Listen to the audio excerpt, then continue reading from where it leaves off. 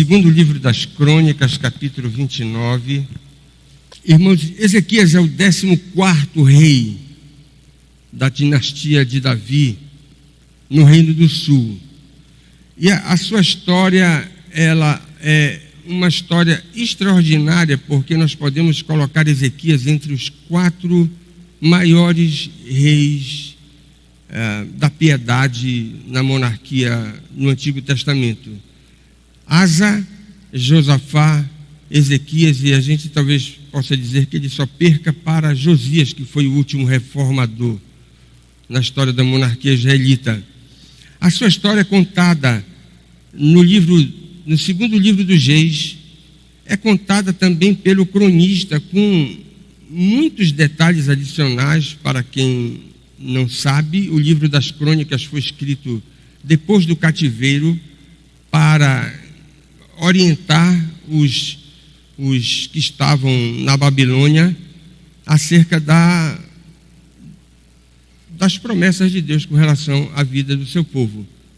Mas um detalhe interessante, só com Ezequias acontece isso. Você tem parte da sua história sendo registrada por um profeta contemporâneo.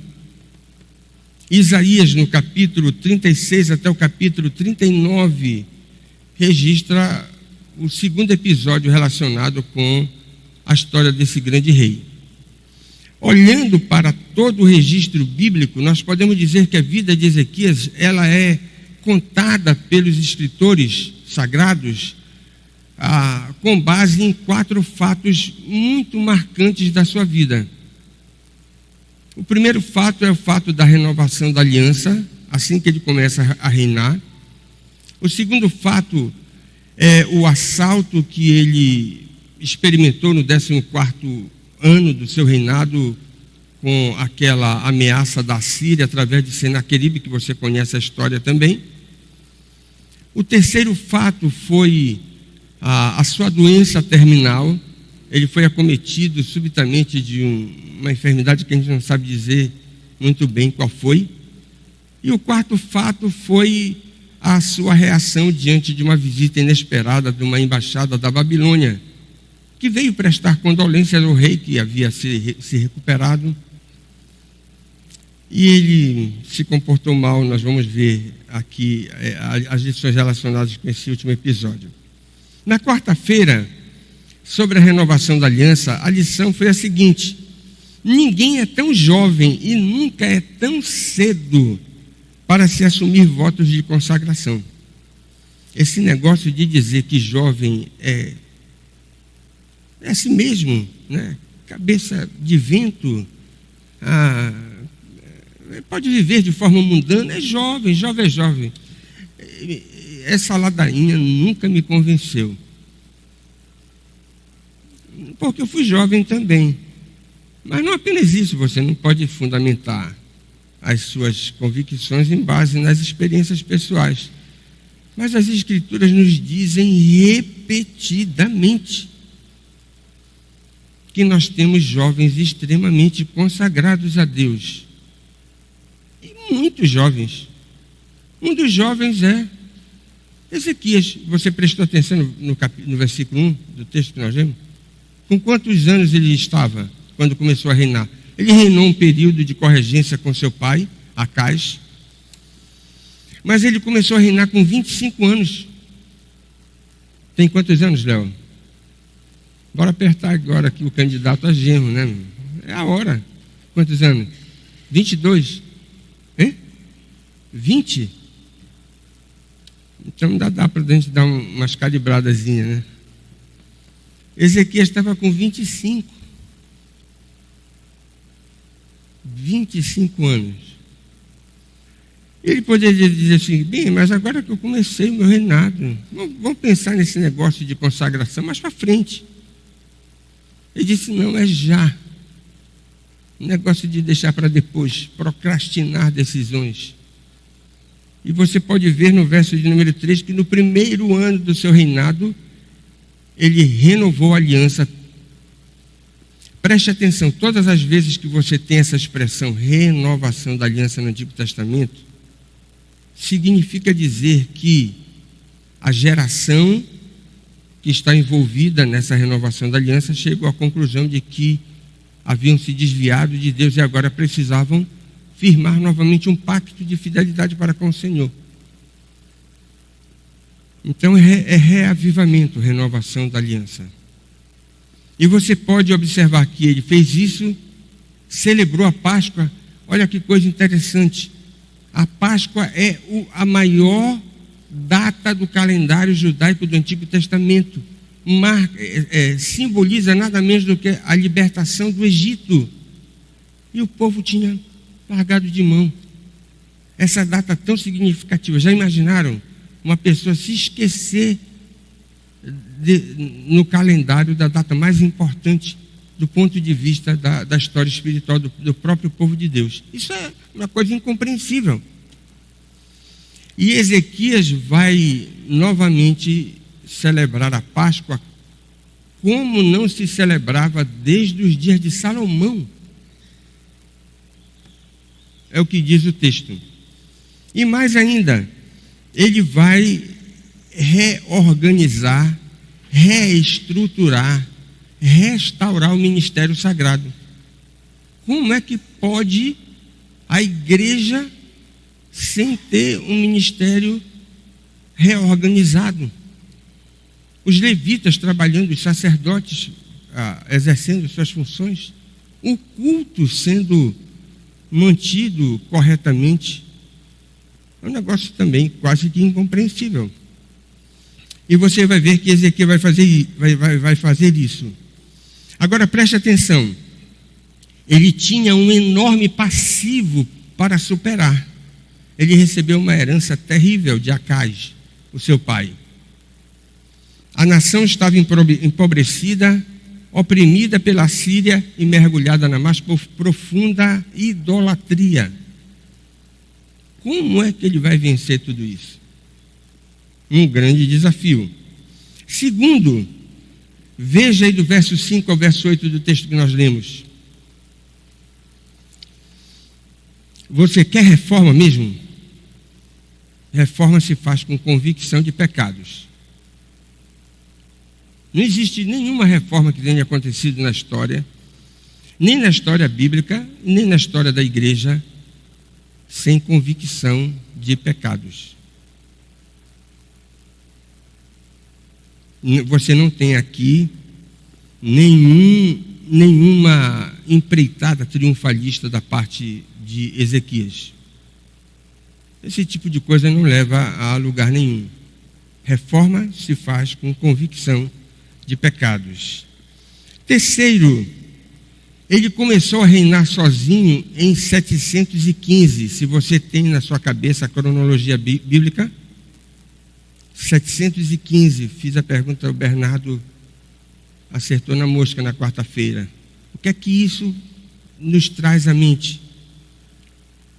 A queda de Samaria em 722. Quando Ezequias começou a reinar, ainda pairava no ar, 7 anos antes, aquilo que havia acontecido com a capital do Reino do Norte, que havia caído sob o poderio da Síria. 7 anos. E aquilo certamente deve ter assombrado a alma daquele rei piedoso. E a última coisa é que Ezequias não podia fazer a reforma que fez sozinho. É verdadeiro ditado, mandurinha só não faz verão. E você vai ver no verso 30 do capítulo 29 que ele teve que contar com a contribuição das autoridades civis e também das autoridades religiosas. Sem essa contribuição, jamais ele poderia levar adiante as reformas que implementou. Segunda lição, do segundo fato. Eu estou correndo porque eu prometi terminar 10h30. Irmãos, não existe adversidade insuperável se Deus estiver do nosso lado. nós passamos por muitas lutas, muitas dificuldades, muitos problemas na vida, né? Muitas tempestades no mar da Galileia. Mas se Jesus estiver no barco, como as crianças sempre cantaram, até na época lá do seu Vicente Costa, né? Com Jesus no barco tudo vai muito bem. A adversidade, qualquer que seja ela, se nós pudermos dizer, como disse o apóstolo Paulo, se Deus é por nós, quem será contra nós? 8:31 de Romanos. Então você pode ter a certeza de que vai conseguir superar as suas adversidades. O registro bíblico diz que Ezequias foi assaltado pelo poderio assírio no 14º ano do seu reinado. Preste atenção, parada dada e partida ganha. Partida ganha. Eu vou citar a ilustração de quarta-feira, como se o Real Madrid fosse jogar com o Paysandu. Hoje, quem aqui arriscaria todo o seu dinheiro no Paysandu? Levante a mão, corajoso. Aquele Paysandu mais doente aqui. Não pode levantar a mão. Não é? Mas para não ser parcial, o Remo seria a mesma coisa. Não é? Quem é o remista doente aqui que arriscaria todo o seu dinheiro numa partida entre Real Madrid e Remo? Então, partida ganha. Partida ganha. No 14º ano do reinado de Ezequias, a Assíria disse: é agora, vou dar o bote para acabar com a casa de Davi. Ela já tinha feito isso com as 10 tribos do norte. E agora vai fazer com Judá. Não tinha escapatória. Irmãos, foi uma crise inesperada. Ezequias jamais poderia imaginar que aquilo poderia acontecer de tal forma que ele fosse assaltado assim, dessa maneira. Não é? E a sombra daquilo que havia acontecido com Israel ainda estava na memória. Mas a segunda coisa que nos chama a atenção é que você vai ver que diante desse assalto poderoso da Síria contra a casa de Davi, Ezequias revela notável serenidade. E nesse episódio você tem um dos maiores exemplos de sobriedade espiritual em toda a Escritura. E talvez você pergunte: o que foi que fez Ezequias? Primeira coisa, ele agiu diplomaticamente. Ele tentou dissuadir os assírios daquela investida contra a casa de Davi. Agir diplomaticamente deve ser a primeira coisa que deve ser feita diante de um adversário que quer engolir você. Mas ele não teve êxito. Então, ele chegou à conclusão de que ele teria que lutar aquela batalha espiritual, porque era uma batalha espiritual com armas espirituais. Irmãos, aqui é uma questão que muitos crentes tropeçam, porque enfrentam situações difíceis que são rigorosamente batalhas espirituais, mas querem vencer batalhas espirituais com armas carnais. Não dá. Batalhas espirituais nós ganhamos com armas espirituais.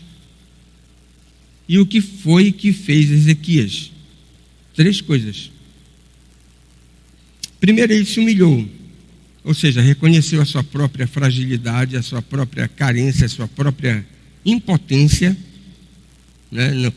Não se arrogou como alguém que poderia fazer frente ao poderio da Síria. Ele recorreu ao profeta Isaías, pediu a orientação do homem de Deus, que era seu conselheiro espiritual na época. E a terceira coisa mais importante, você tem uma das mais extraordinárias orações da Bíblia. Ezequias foi orar no templo e você sabe, a gente pode até descrever de forma plástica aquilo que aconteceu. Existem até imagens, desenhos. Foi essa que eu coloquei no primeiro slide. Ele pegou a carta do rei da Síria, de Senaqueribe, e ele disse aqui, foi no templo, estendeu e orou ao Senhor dizendo, olha, a afronta é contra a casa de Davi, mas isso é o verniz. A essência daquilo que essa carta trata é contra o Senhor. E colocou diante de Deus aquele insulto contra o Deus de Israel. Terceiro, ele contou com a intervenção divina a seu favor. Lá no segundo livro dos Reis, no capítulo 18, no capítulo 19, você tem que Deus ouviu o clamor do seu povo e que os inimigos foram duramente derrotados. O anjo da aliança dizimou cerca de 180 mil assírios naquela noite emblemática de vitória do próprio povo de Deus. E o rei foi golpeado pelos seus próprios filhos, diz o verso 37. Quem venceu foi o próprio Senhor, através da intervenção extraordinária do anjo da aliança, que é Jesus Cristo. E no verso 37 você diz que o rei da Síria sofreu um golpe, sendo morto pelos seus próprios filhos, e a partir daí o império assírio começa a se desmantelar. Olha que coisa interessante. E a Babilônia começa a emergir como uma nova potência mundial, que vai levar para o cativeiro a própria casa de Davi, o próprio reino de Judá, no ano 586. Mais ou menos 140 anos depois. E por último, você vai ver Judá excepcionalmente sendo recompensado. O reino do sul teve paz durante todo o reinado de Ezequias, e naquele episódio específico saiu da guerra com grandes despojos, que é o que nos conta o final da história. Então, se Deus estiver do nosso lado, nós podemos ficar tranquilos, qualquer que seja a adversidade, independentemente do problema, da crise, do imbróglio que você tenha que desenrolar. Se você puder dizer, como nós temos em Romanos 8:31, pode ficar tranquilo. A terceira lição dessa história de Ezequias está no capítulo 20 do segundo livro dos Reis, que foi uma doença mortal súbita, experimentada pelo monarca da casa de Davi. E a lição dessa história parece ser essa, irmãos. Os mais consagrados servos de Deus, os mais consagrados que você possa imaginar, também passam por provações severas, provações rigorosas. E você vai ver que na teologia bíblica, o princípio de que crente não sofre não é verdadeiro. Crente sofre. E aqueles que são muito consagrados, muitas vezes Deus permite que passem por adversidades que muitos ímpios não vão experimentar durante a sua vida. A teologia pare de sofrer não é bíblica. Não tem apoio nas Escrituras. E olha que coisa interessante. A data da ocorrência da doença do rei é provavelmente 701. O mesmo ano em que se deu a retumbante vitória da casa de Davi sobre o poderio assírio. O segundo fato, 701. Só o cronista, preste atenção, que o livro das crônicas é uma revisão da história. Muita gente diz assim, bem, mas eu não vou ler crônicas porque eu já li reis. E crônicas vai contar a mesma coisa? Não, você tem que ler crônicas. Mas você tem que ler crônicas imaginando que o autor dos 2 livros está escrevendo depois do cativeiro, como uma palavra de estímulo para os repatriados, e fazendo uma releitura da história com teologia. Teologia. A lente do cronista é teológica.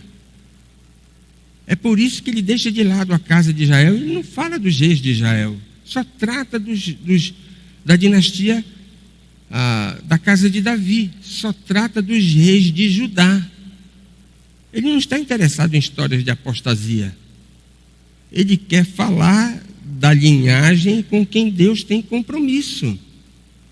E aí, ele fazendo uma releitura da história, ele acrescenta detalhes nessa releitura, e o objetivo do livro é dizer, olha, Deus ainda está interessado em nós, apesar de tudo que nós fizemos. Essa é a síntese de crônicas, na releitura que ele faz da própria história. Mas é por isso que só o cronista observa essa enfermidade veio. Veja lá no verso 32, verso 26. Segundo Crônicas 32, 26. O coração do rei se exaltou. Você não tem isso na obra do historiador. Só o cronista trata disso. Mas presta atenção. Não é só o rei que está envolvido nesse tipo de pecado. Os habitantes de Jerusalém também. Então parece que se abateu sobre Ezequias e sobre os habitantes de Jerusalém, por causa da vitória que obtiveram diante dos assírios, uma arrogância, uma prepotência. Eles ficaram ensoberbecidos. E Deus veio e tratou com o rei e tratou com os habitantes. Irmãos, a conduta de Ezequias é digna de ser imitada. Se você quer a referência dos habitantes de Jerusalém também envolvidos na mesma coisa, 2 Crônicas 32, 26. Primeira coisa que Ezequias fez, recorreu à oração e obedeceu à orientação do profeta. Primeira coisa. A história mostra que Ezequias era um homem de oração. Olha, preste atenção nisso, é um detalhe muito interessante. Oração não é um antibiótico potente que fica guardado na prateleira da casa de uma pessoa, para que se algum dia ela precisar de um remédio poderoso, ela vai lançar a mão.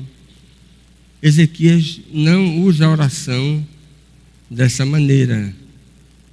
Existem vários indicadores de que ele era verdadeiramente um homem comprometido com a vida de oração. E ele, naquele momento de dificuldades, ele orou porque essa era a sua conduta, de recorrer a Deus nas horas difíceis, e ele orava também nas horas de graça extraordinária derramada sobre a própria nação. Ele, portanto, não está usando a oração como instrumento de manipulação. E preste atenção como isso é confirmado, porque se você usa a oração como instrumento de manipular a Deus, é razoável esperar que Deus lhe atenda? Claro que não, ele não se deixa manipular. Então, a oração não pode ser um instrumento de manipulação, senão nós estaremos pervertendo o meio de graça. E ao usarmos de forma pervertida o meio de graça, nós não temos o direito de esperar que Deus cumpra o que Ele tem anunciado na sua palavra com relação à própria oração. Ela não foi estabelecida por Deus, não foi inventada por Deus para ser usada dessa maneira, portanto Ele não tem nenhum compromisso de atender aqueles que fazem da oração um meio de manipulação. E como Ezequias foi atendido, nós podemos concluir que ele não usou a oração desse jeito. Além do mais, ele ouviu a orientação do profeta e não apenas concordou com aquilo que o profeta disse, mas acatou e rigorosamente obedeceu o que o profeta da parte de Deus mandou fazer. E o que foi que Isaías mandou Ezequias fazer? Vou usar aqui uma ilustração. O profeta disse: olha, você está com câncer no seu fêmur, e eu estou lhe recomendando que você coloque um emplasto sabiá. Coloque um emplasto sabiá, e você será curado de um câncer ósseo. Puxa, mãe, parece aquela coisa de Naamã, né? Eu venho aqui e o profeta diz para eu mergulhar 7 vezes nesse rio imundo. Pô, tem lógica um negócio desse? Na minha terra tem águas infinitamente mais cristalinas do que essa. Eu vim aqui para sofrer um vexame desse. Pois é o que você tem que fazer. Sabe o que isso quer dizer? Que aquela pasta de figos, eu nunca soube que pasta de figos cura úlcera. Mas o profeta disse: olha, faz uma pasta de figos e põe sobre a úlcera do rei. Me veio na mente uma outra coisa, quando o profeta Eliseu estava naquele problema seríssimo de saneamento básico. Ele disse então para os habitantes lá de Jericó: coloquem sal num prato, vai lá na nascente e joga o sal lá no negócio. Será que funciona? Irmãos, funciona. Não vamos fazer aqui o culto do sal, por favor. Tem muita gente já fazendo. Pois é, de Jesus fazer uma pasta de saliva com terra e colocar no olho para curar a oftalmia.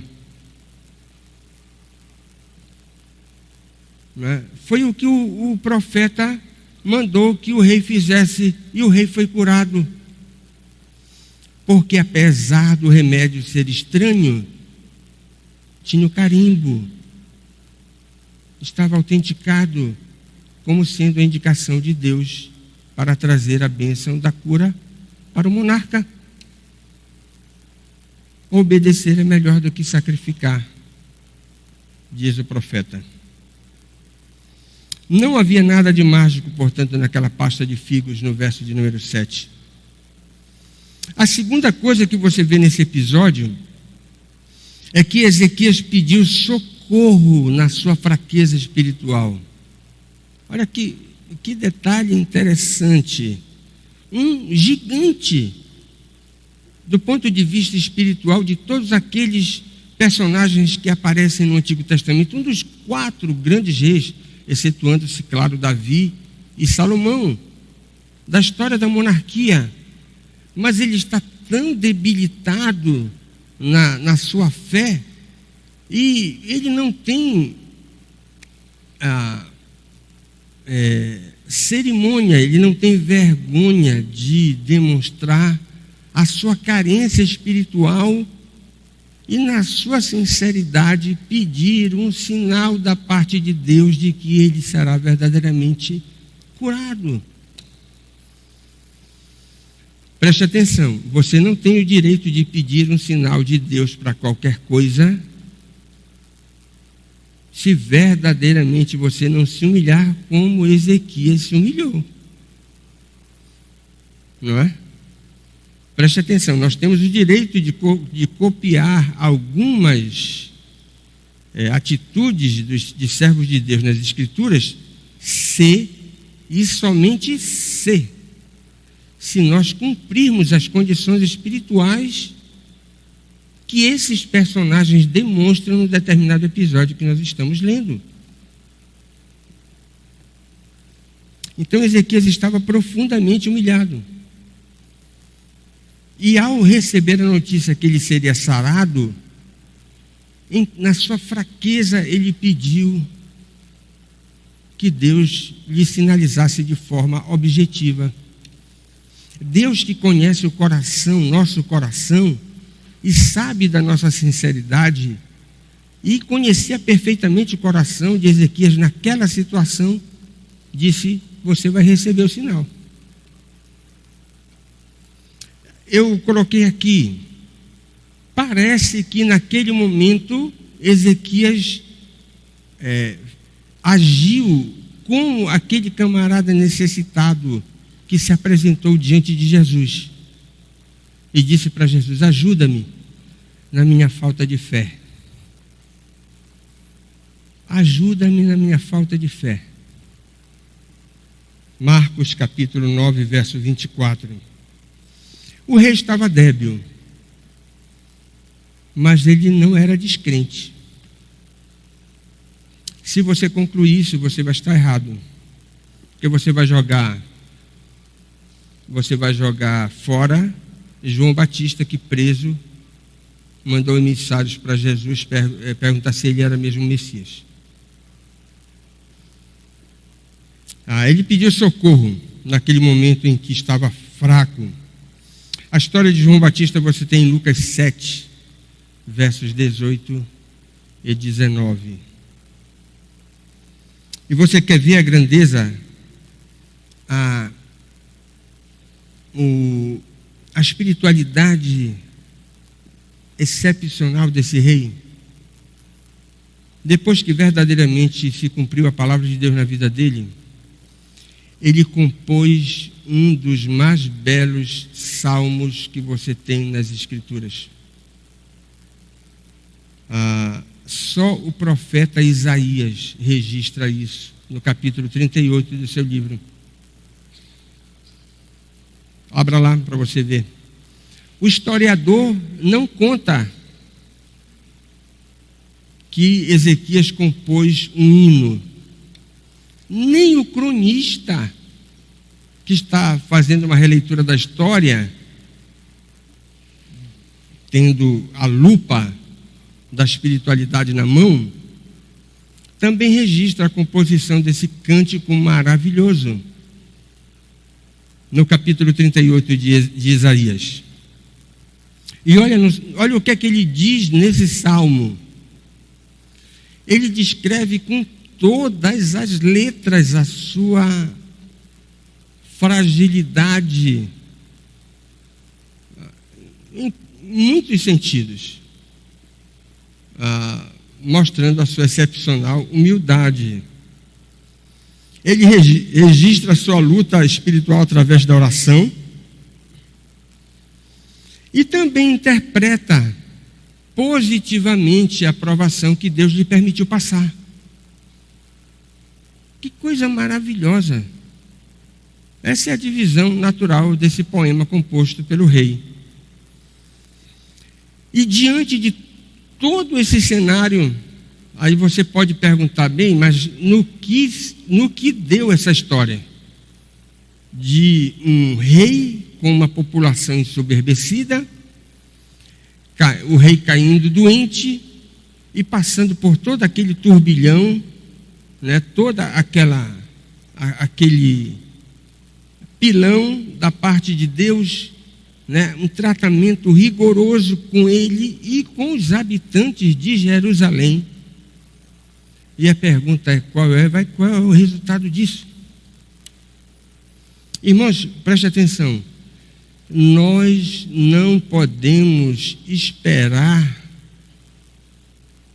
senão resultados extremamente maravilhosos se nós seguirmos o mapa da espiritualidade que você tem sendo apresentada nas Escrituras de Gênesis e Apocalipse.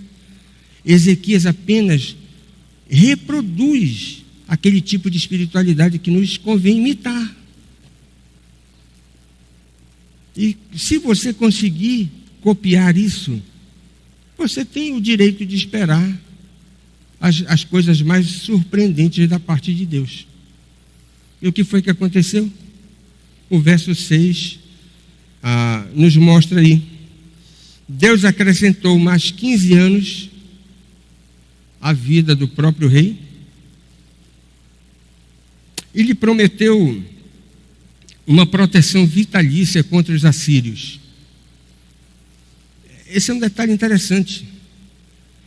A derrota que os assírios sofrem diante de Judá, que na verdade não foram os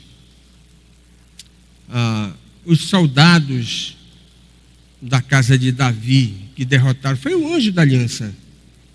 E a derrota foi tão vigorosa. Estavam lutando contra Jesus Cristo, que o poderio assírio nunca mais levantou a cabeça. E foram abatidos, como eu já mencionei, e o poder babilônico começou a emergir na política internacional daqueles dias. Diz aí o verso 6. Deus acrescentou mais 15 anos à sua vida e lhe prometeu, lhe garantiu que os assírios nunca mais iriam perturbar a casa de Davi.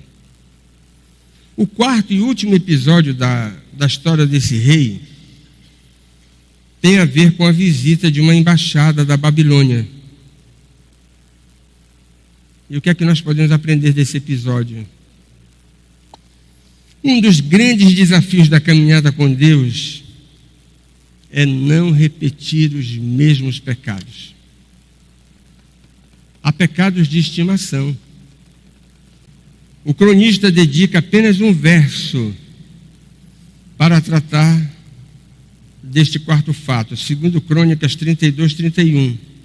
Mas é interessante, porque só ele diz uma coisa que a gente precisa ler para compreender o que estava por trás daquele quarto episódio envolvendo o rei. O cronista diz que Deus o desamparou para prová-lo e fazê-lo conhecer o que estava no seu coração. Tudo parece ter acontecido no mesmo ano da derrota dos assírios e da doença mortal experimentada pelo rei. Olha, presta atenção. O assalto, o segundo episódio, o assalto dos assírios sobre Judá, aconteceu no ano 701, 14º ano. A doença mortal foi nesse ano.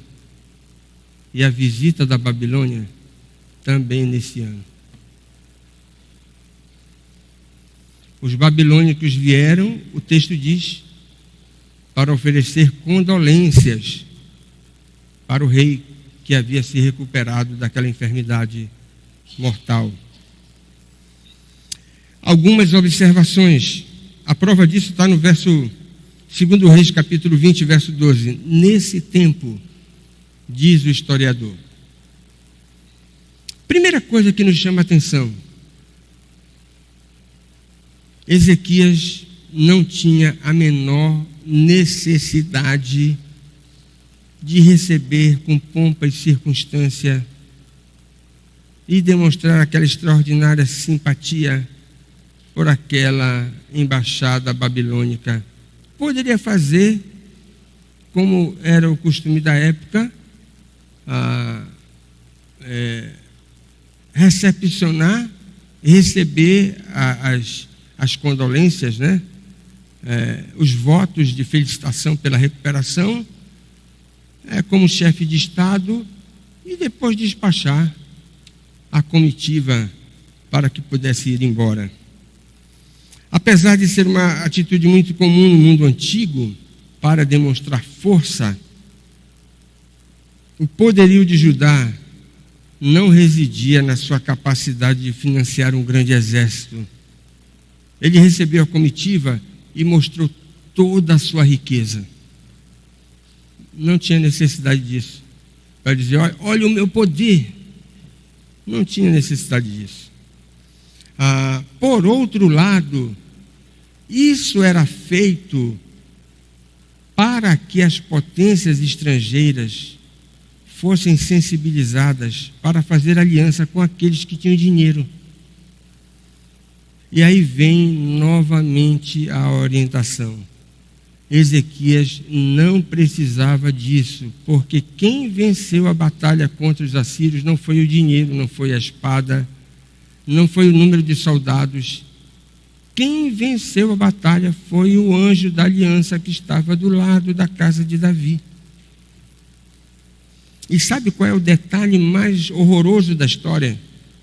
Se você ler com cuidado o livro do profeta Isaías, você vai ver que o profeta é radicalmente contra alianças políticas com nações ímpias para que pudessem favorecer o próprio povo de Deus. Então, Ezequias estava andando na contramão da própria confiança que ele deveria depositar na pessoa de Deus, estava depositando no homem, no dinheiro, né? na força. Segunda coisa, ele estava repetindo o pecado que ele havia cometido antes de ser visitado pela enfermidade. O mesmo pecado. A pergunta clássica do profeta, veja aí no verso 15, do segundo livro dos Reis. A pergunta clássica é a seguinte: o que viram na tua casa? Olha lá, o profeta não fez essa pergunta de Araque. Essa pergunta matava a charada. O que foi que eles viram na tua casa? E olha lá o comentário de Mateus Genori. Não é dito que ele mostrou para aquela comitiva o templo. Também o texto bíblico não diz que o rei fez questão de mostrar para aquela comitiva o livro da lei. Também não convidou a comitiva para participar de um culto. Nem falou como era o culto da casa de Israel. Para que o rei pudesse tentar convertê-los da idolatria para a verdadeira religião professada pela nação da aliança. E ele estava com a faca e o queijo na mão.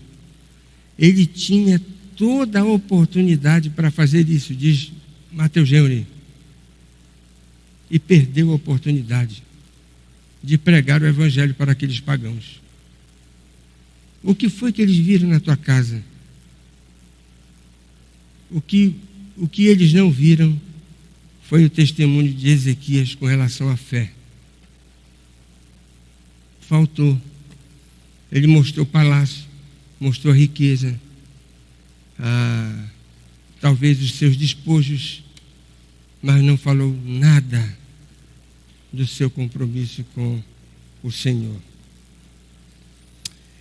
Irmãos, Ezequias não disse uma palavra sequer sobre o seu maior tesouro, que era Yahvé, o Deus de Israel, o Senhor de toda a terra, que lhe havia dado a vitória, a saúde e a promessa vitalícia de paz. Nenhum poder estrangeiro iria perturbar a paz do seu reinado. Ele não precisava fazer aquele tipo de aliança, nem seduzir ninguém para ser seu parceiro na guerra contra o Egito.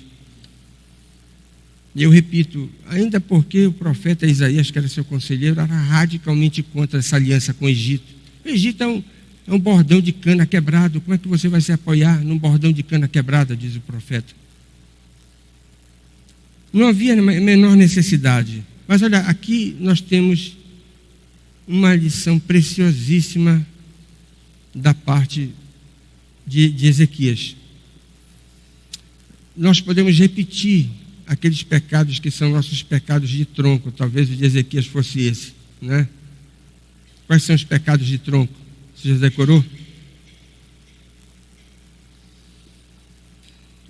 Segundo aqueles que mais estudaram essa matéria, diz que toda pessoa tem um ou dois desses pecados de tronco.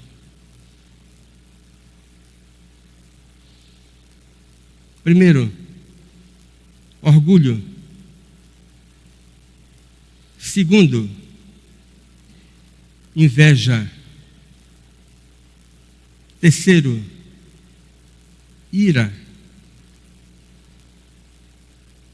Quarto, preguiça. Quinto, glutonaria. Sexto, avareza. Sétimo, luxúria. Gravou? Todo homem tem os 7, claro. Mas um ou dois são dominantes da sua natureza corrompida. Esses são chamados os 7 pecados capitais, de onde todos os outros pecados parecem florescer. Você pode até repetir o seu pecado de tronco, mas isso é frequente. Mas você precisa se humilhar e confessar e voltar ao primeiro amor. Foi justamente isso que fez Ezequias. A história, o rei se humilhou, novamente recebeu a instrução que precisava através do canal inspirado da revelação, que era o seu conselheiro espiritual, o profeta. Se a sua conduta fosse, e você tem reis piedosos que foram rebarbados, né? Se Ezequias fosse impenitente, ele mandava prender o profeta. Mas não fez isso.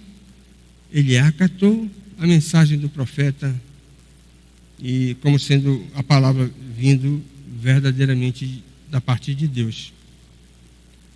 E se isso aconteceu no ano 701, a promessa de Deus verdadeiramente se cumpriu na sua vida. Ele teve mais 14 anos de reinado, tendo morrido aos 54 anos. Começou com 25, reinou 29, nas minhas contas, salvo outro matemático, 54 anos. Novo para os dias de hoje. Quais as perguntas de aplicações para nós hoje aqui? Quem aqui tem menos de 30 anos? Levante a mão. Menos de 30 anos. Olha lá, tem gente, estou desconfiando de algum. Menos de 30 anos. Essa pergunta aqui é boa. Você conhece alguém que diz assim: olha, eu sou jovem, tenho pouca idade, é por isso que eu sou desmiolado, assim, eu vivo assim, de forma mundana. Jovem, você conhece alguém que dá desculpa da sua pouca idade para pecar? E dizer: não me consagro porque essa coisa é para velho, né? Jovem não se consagra. Conversa fiada.